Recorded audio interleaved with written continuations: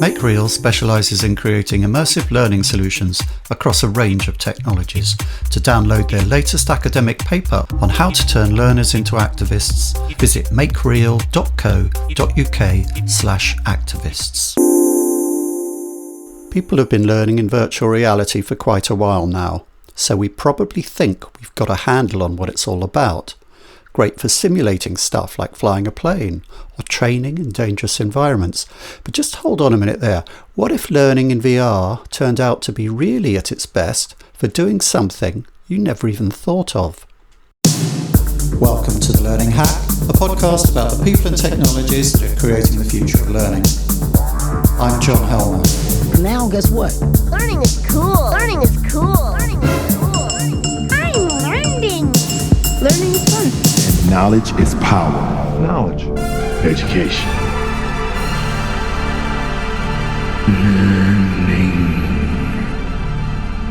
We covered virtual reality and the metaverse in a recent episode of our sister podcast, Great Minds on Learning, that was, to be honest, pretty philosophical, epistemological, metaphysical, abstract. But this discussion, by contrast, is relentlessly practical. We're going to be looking at a particular learning program on soft skills and a scientific experiment that was set up alongside it to measure and analyse the results. And to do this, we have not one, but two guests. Kate Fitzgerald, Head of Fact. Who are they? Hack Facts. Sophie Costin is Director of Learning at the virtual reality company Make Real, where she works with clients to diagnose their business challenges and create innovative learning solutions that deliver real impact. She's also worked at Brightwave and Kineo and was a guest on The Learning Hack in Season 2, talking about extreme learning design.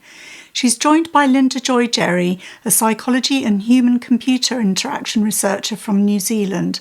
Her work investigates empathic skills enhancement and compassion cultivation facilitated by emerging media technologies, specifically virtual reality, VR, augmented reality, AR, and biofeedback.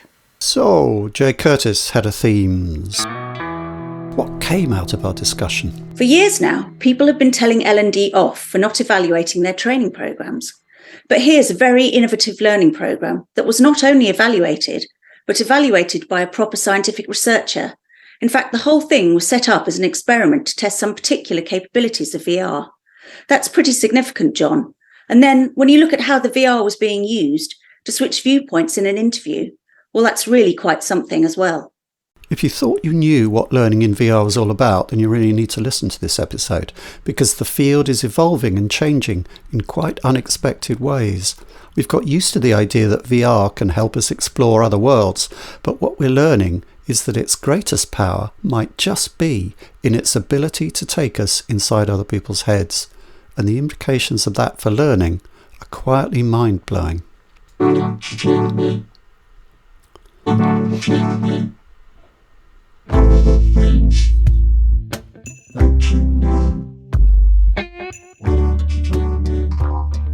Oh, what some poor the gifty gears to see ourselves as others see us.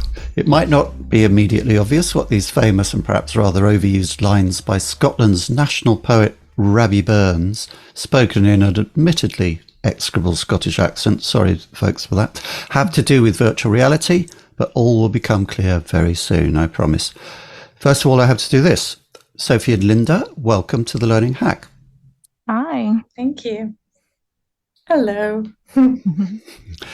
It's great to have you here.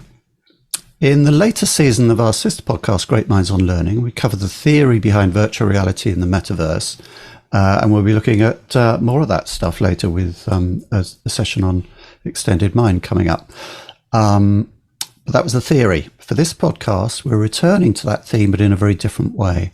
We're looking at a specific project that comprises two distinct parts, a learning program and an experiment. Sophie, first of all, can you set the scene for us, explain a bit more about these two, the linked program and experiment, and where the idea came from to set it all up in this way? Yeah, definitely. So firstly, a bit about the program itself, the project itself. It's a course called Here to Listen, and it's something that Make Real created in collaboration with Lloyds Banking Group. So there was loads going on at Lloyd's Banking Group in terms of mental health conversations. That's something that they're sort of very passionate about. And there was various sort of bits of training going on there already. And they were also already really good at doing research themselves. So they'd sort of done various focus groups and found that they had this group of mental health advocates who had been really well trained on what they should be doing if they identify someone who is sort of struggling with their mental health. So they really knew the theory, but they were overwhelmingly reporting that even though they knew what they should be doing, they really didn't feel ready to do it. They didn't feel ready to have these kind of difficult conversations about mental health and how other people were potentially struggling. And this was back in 2020 when it was a really important topic. It became an even more important topic for a lot of businesses. So that's when they came to Make Real with this brief of people have knowledge, but they don't feel prepared. They don't have preparedness.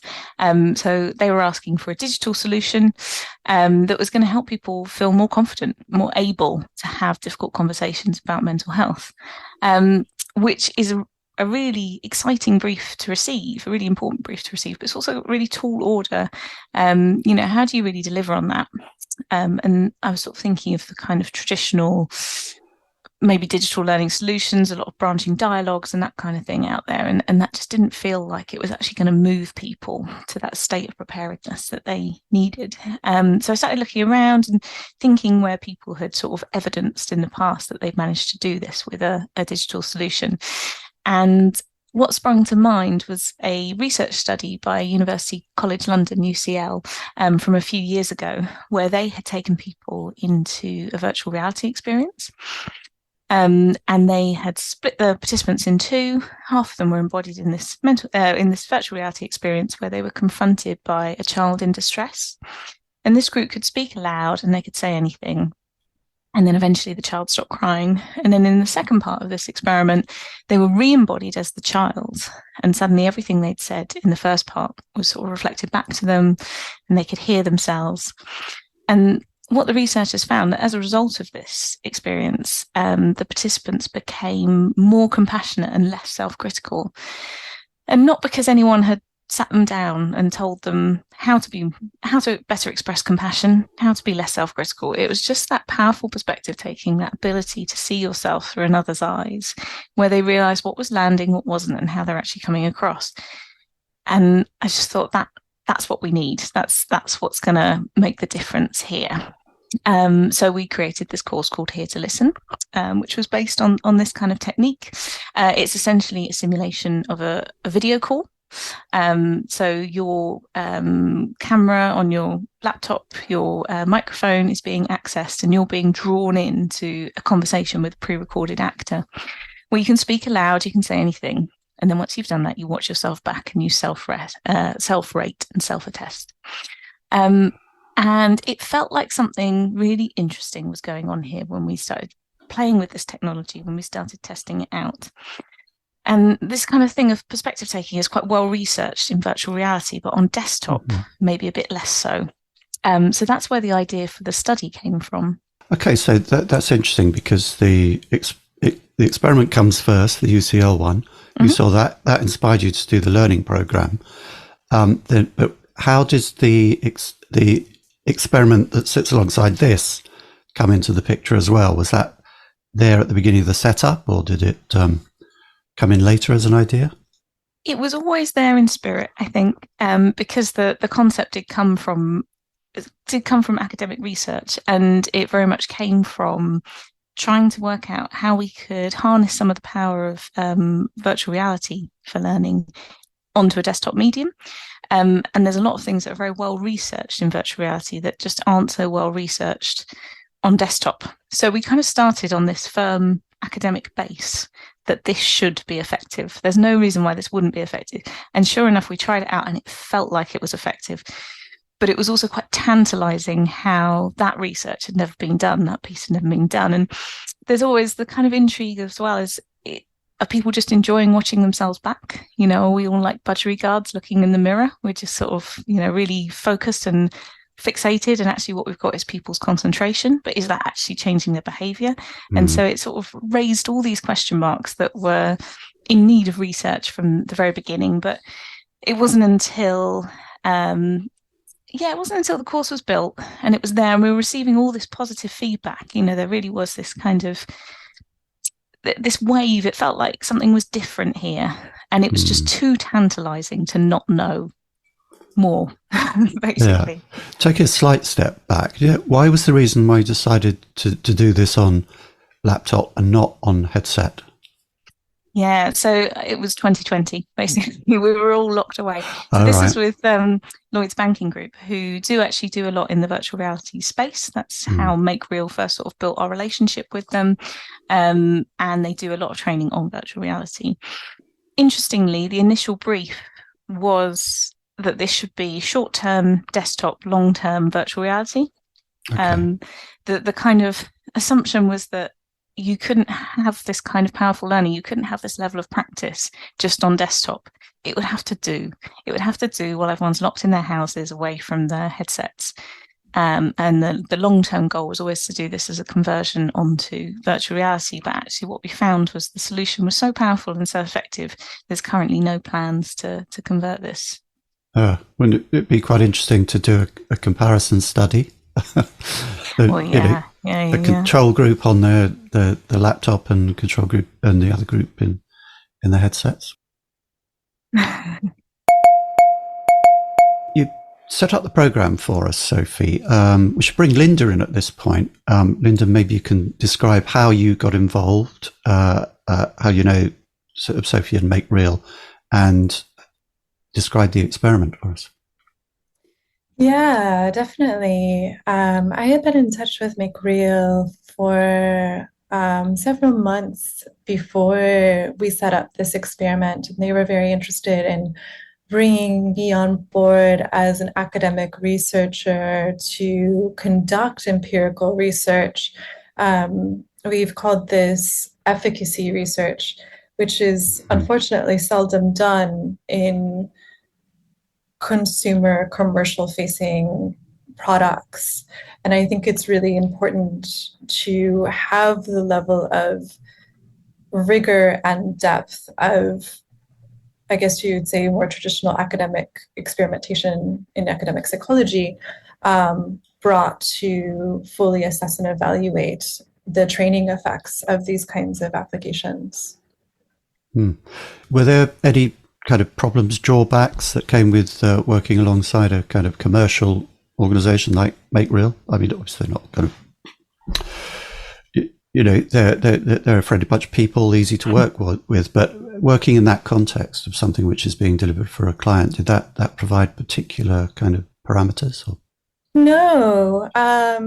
I think the biggest difficulty was translating the language of sort of academic writing and statistics and p-values and different types of statistical tests into a very simple communication style that would be more comprehensible to a business savvy audience. I think that was one of the biggest challenges possibly of the project, but there were people from Make Real's team who collaborated with me on that aspect of it. Yeah. So that was really fantastic. Right. I think the only other thing is that, I was emanating a study that was done through, the methodology was stemming from a study through Stanford University's Empathy at Scale virtual reality project. Okay. And so that's like a team of 6 people who had done that study. So yeah, it's just me as one person as a researcher was a lot, but I learned a lot. So yeah. Yeah, and this is an existing field of study. People are looking into the way that virtual reality can be used for this type of empathetic. Absolutely. This is what I focused on for my master's research, and it's what I'm doing now for my PhD research, is virtual reality for empathy and compassion cultivation and training. Okay, and were you involved in setting up the actual kind of design of the program at all, or were you just taking the data outputs, as it were? I was not involved with the design. That was entirely Make Real and Sophie. Yeah. Presumably, because they're very good at what they do, there weren't any compromises in the way it was set up as a learning program. And Absolutely. I have commended many times and will confidently continue to do so that Sophie and Make Real's team did an extraordinary job being up to date with what is being observed in the academic community in their design of this application.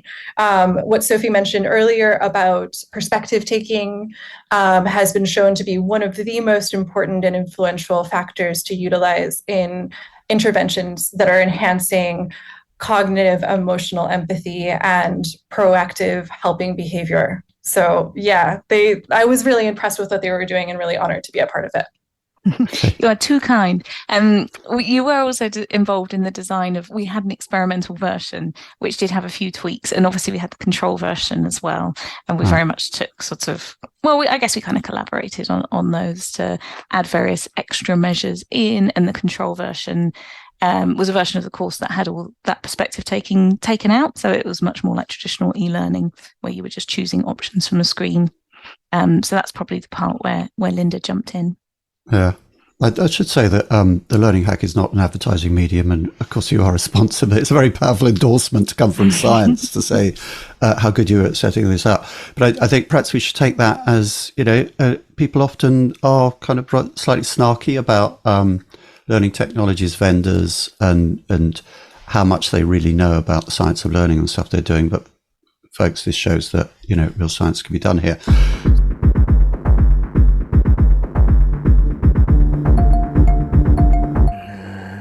So perhaps you should talk about, maybe if we ask Lynda to talk about what the results were from an academic point of view.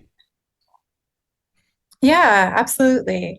So we had two different groups for this study. There was a group who accessed an identical version of the application, but did not have this perspective-taking exercise where they're able to see themselves from the other person's point of view. In empathy research, we call the empathizer, and then the target is the person they're empathizing with. Okay.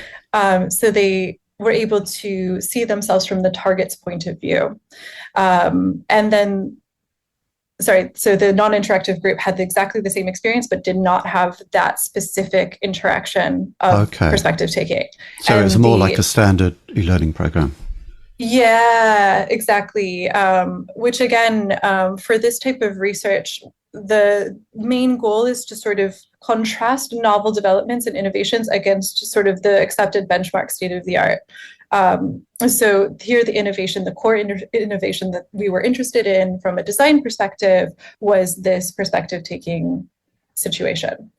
So yeah, and we tried to keep everything else as identical as possible so that was the isolated variable of interest.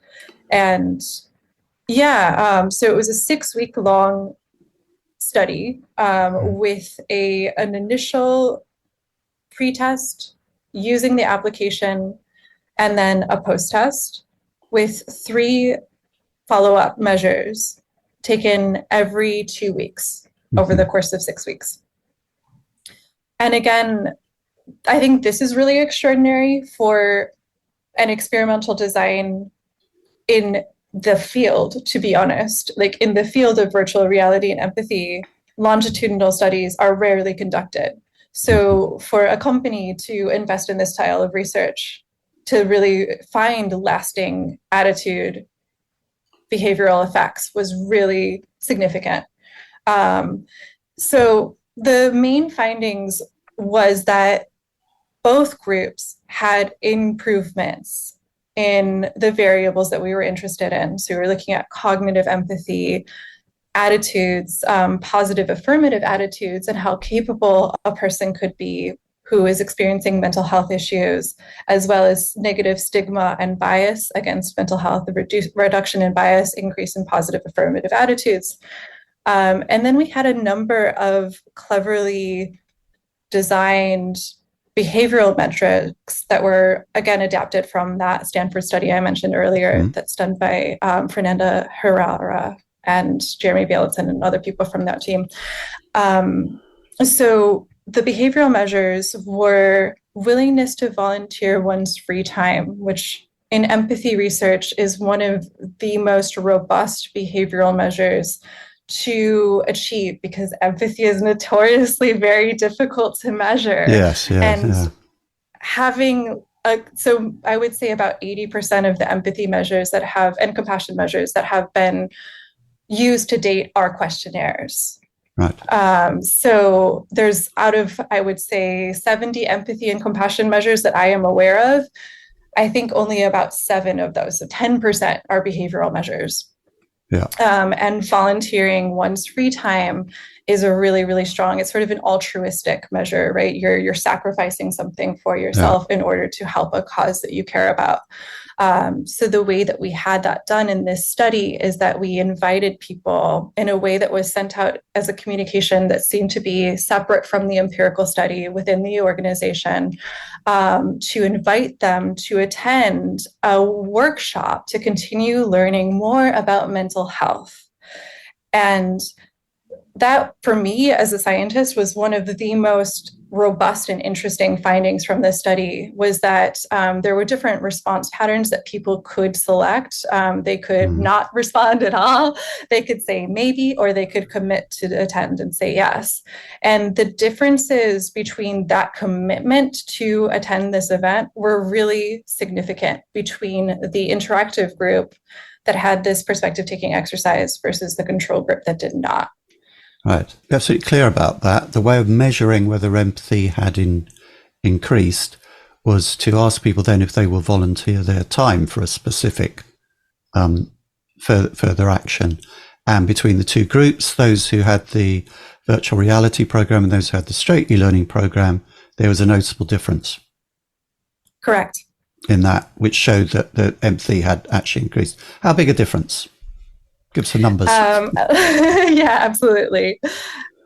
It was almost double, wasn't it? Just shy of double. Yeah. So definitely statistically significant. Wow. Yes. It was 70% in the interactive experimental group compared to only 30% in the control group. Okay. Really That's more than double. Yes. In the struggle against the forgetting curve that learning people are engaged in every day, there are no magic formulas, but there is science. For well over a century, psychologists have known that the spacing effect unlocks deep learning and helps learners power through to peak performance. And yet who uses it, despite the fact that modern learning systems like LXPs make it almost easy? I've written a white paper with Learning Pool that shows how you can use the spacing effect to beat the forgetting curve. Download it now.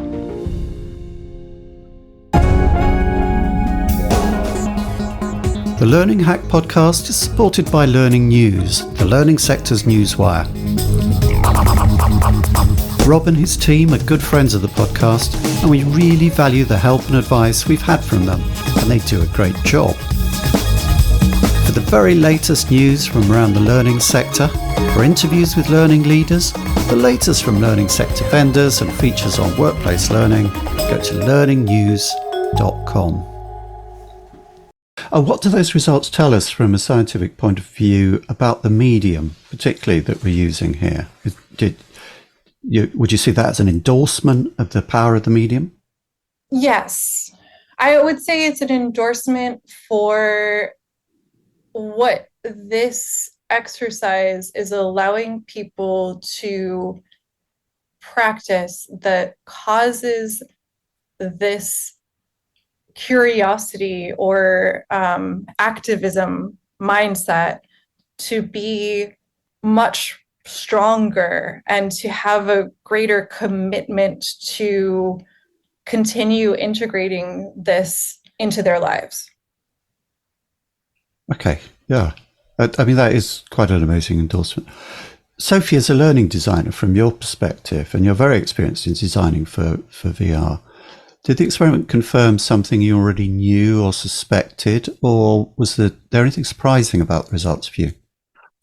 Yeah, definitely. So, as I said earlier, the kind of whole thing around perspective taking in virtual reality is really well understood. So it was that piece around, can that be translated onto a desktop experience.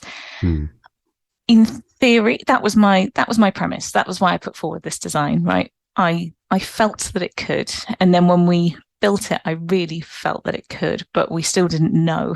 So the fact that people in the experimental group were twice as likely to sort of give up their own time to learn more about this cause, even though, they didn't understand this was part of the experiment. This was just sort of observing them in the wild, as it were. The extent to which, they were twice as likely, that was really surprising, really exciting. You hadn't expected it to have positive results by such a big margin. Exactly. Yeah. If you do the experience, you can see it's doing something different to just, selecting options on a screen, and you feel like it's getting somewhere close to the perspective taking that, we do in virtual reality quite a lot. But to be able to quantify that in some way feels really interesting and really exciting. In terms of other surprises, what was really interesting to us also is that actually in the experimental group, their self-reported confidence went down. So in the non-experimental group, in the control group, they came away feeling very confident in a self-reported fashion. But actually all the behaviour measures showed that they were doing less. They weren't actually committing that confidence into any action. Whereas the group that were doing more were reporting feeling less confident. And that's super interesting as well. And I guess we can kind of theorize about that till the cows come home. I kind of like to think that we've got through that new starter bubble that's often observed, so that when people start something, when they're absolutely nascent, when they're absolutely fresh, they have low confidence levels. When they start it a little bit, then their confidence greatly increases. They have this big bubble of confidence that, this is no problem at all. And actually then when they start to get into the weeds, when they really start to understand what the ask is, then their confidence dips a little bit. Right. So what I think and what I'm hoping is happening here is in this experimental version, in the full fat version of the course where you're doing this perspective taking, we're actually pushing you past that stage where you're just dipping your toe into the water, and actually, you're going into a stage where you're much more established at having these conversations. And it's when you get to that point that you realize all the things you don't know, and you're really like on your learning journey then. Yeah, but perhaps does that give a kind of indication that really some behaviour change is happening here? Because with the straight sort of low fat version of the learning, people afterwards were, I'm completely confident in my abilities. I'm empathetic. I'm not biased. Turned out not to necessarily be the case. The people who'd had the full fat experimental version actually were a bit unsettled about how empathetic they really were. Am I interpreting that right? Or? Yeah, and I don't think it's necessarily how empathetic they are. It was that sort of around that readiness, around how confident do you feel having these kinds of about their own confidence to actually do the job. It actually made confidence them feel in their own ability. Yeah. They actually had less confidence in their own ability as a result of the training. You could take that as a bad thing, but you could take that as a bad thing. But then if you look, they're actually the ones going out there and doing things and changing and learning more from that point. You're almost at the worst point when your confidence levels are really high but your willingness to act is really low. Yes. Yeah, exactly. So it looks like it's sort of pushing people past that kind of slightly dangerous point. I think that's interesting about this for me is maybe this is a bit of a tangential point, but we hear a lot in our industry about empathy. It's one of the big abstract nouns that gets thrown up on slides all the time. To the extent that it's become a bit of an eye roll. People talk, we have to kind of make our people more empathetic. And for me, this isn't a question, it's a reflection, really, but I'd be interested in your reaction to it. It seems to me that this is actually digging into empathy in a very real way and giving us some kind of scientific foundation for talking about it and perhaps even improving it. So this is an exciting point for me because my research now is focusing a lot on the distinction between empathy versus compassion. And one of the measures that we used in this study was an empathic distress versus empathic concern questionnaire. And that questionnaire has 6 words that are, it has 8 words, 4 of which are positive empathy responses and 4 of which are negative empathy emotions. So the negative are distress, overwhelm, burden, things like that. And the positive are tenderness, concern, gentleness, these sorts of warmth. And what we found was that the participants in both groups had slightly decreases in the negative emotions after the first conversation versus after the second. But that difference, that decrease, was a lot stronger for the experimental group. And that's really, really important for me because I think that learning how to process an empathic response and hold space for the overwhelm and vicarious suffering and distress aspects. In compassion research, one of the core competencies that is often focused on with compassion interventions is specifically distress tolerance. The ability to have equanimity and to sit with discomfort with oneself, but it's not often discussed in the context of social emotions like empathy and compassion. Yeah, it feels like you're drilling deeply into the reality of an emotional response rather than, as I say, flashing it up on a PowerPoint. And I think that's really interesting, and really interesting for the part of the forest we work in. In business, which really is the kind of learning industry. It's something that I think people really need to hear. I've read a few scientific papers, not thousands, but enough to know that quite a lot of them end by saying, we think this shows us such and such, but really we need more data. We need to do some further experiments and give some more funding, please. Lynda, what implications do you think this work has for future lines of research? Yeah, I definitely think that doing a version of this study, comparing this desktop-based version with a virtual reality perspective taking version would be really powerful as a potential next step. There are more measures that I have come upon in my own research, and I sort of think back on this project and I think, oh, that would have been a really cool measure to use. Yeah. I think that we did include a lot of different types of measures, cognitive, affective, and behavioral measures for empathy and compassion. And I think that the study is really strong in that regard. But I guess getting to what is it then about this interaction? What is it about perspective taking that's really going on that allows for these differences? Really getting into the nuances of that a little bit more would be really interesting for future research. And yeah.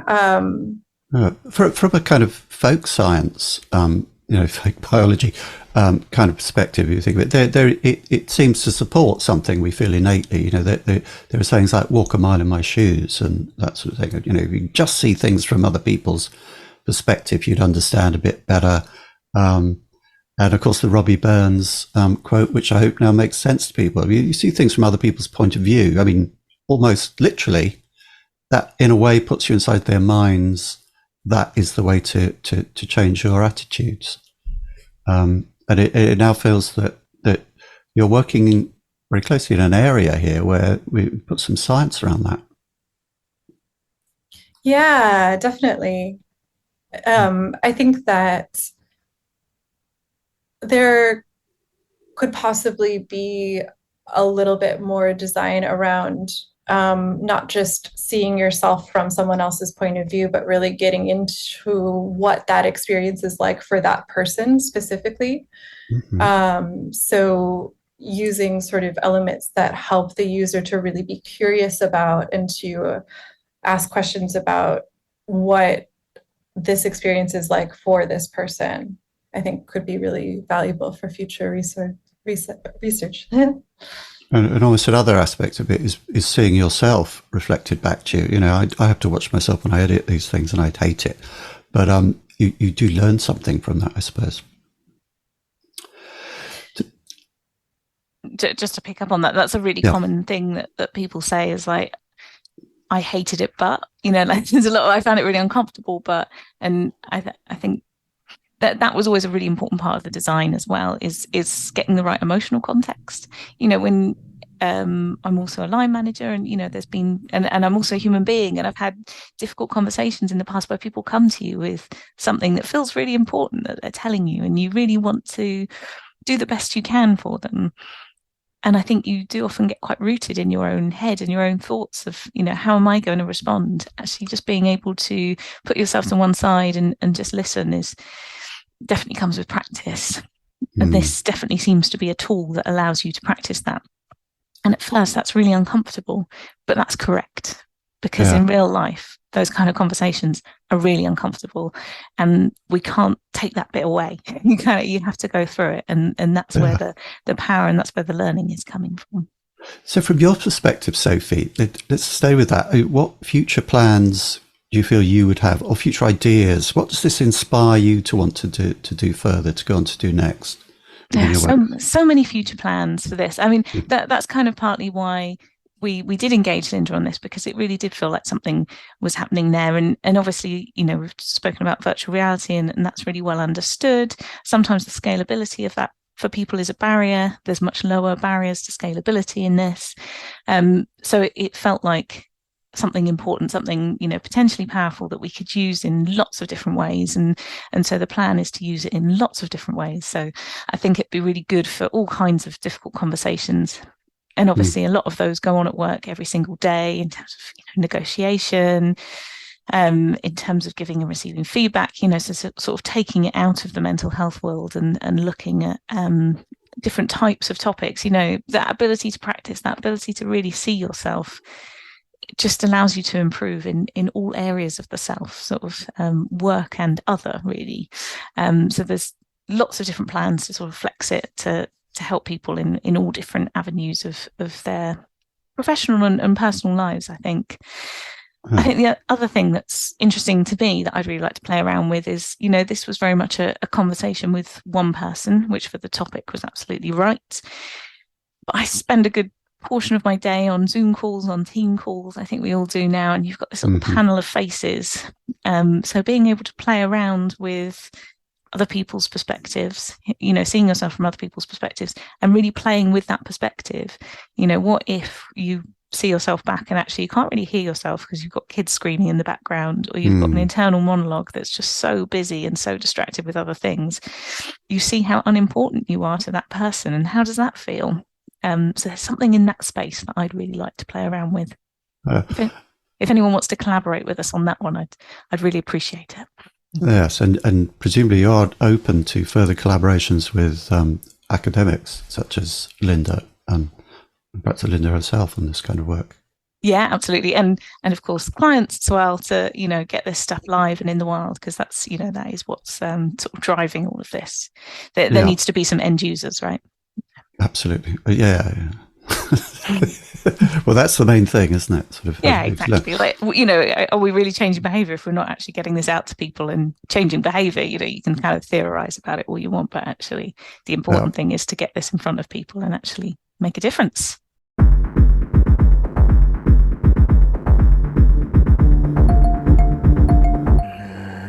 So where can people go to find out more about the project? Yeah, well, if you visit the Make Real website, I'm sure we can maybe share a link afterwards, John, as well. So any links you send me, I can put into the show notes, and links to papers that have been mentioned during the discussion would be helpful as well.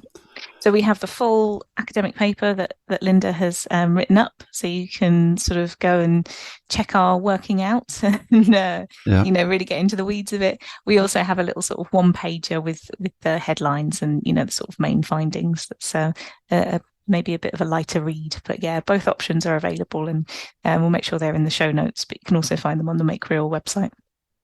Marvellous. You're not supposed to say this about your own podcast, but I think it's been an absolutely cracking episode. I found it really interesting. Thank you so much for kind of bearing with the difficulties of coordinating the time zones and so on. And well, just thanks to both of you. Oh, thank you. It's been a pleasure. Yeah. Thank you for having me. That's all on the Learning Hack podcast for this time. Many thanks to our guest and to all our sponsors. The Learning Hack is completely independent and transparently funded by sponsorship. If you want to help others find us, please like, follow, rate, review and subscribe on your podcast platform of choice or on YouTube. Stay curious, learning people. Now I finally get it.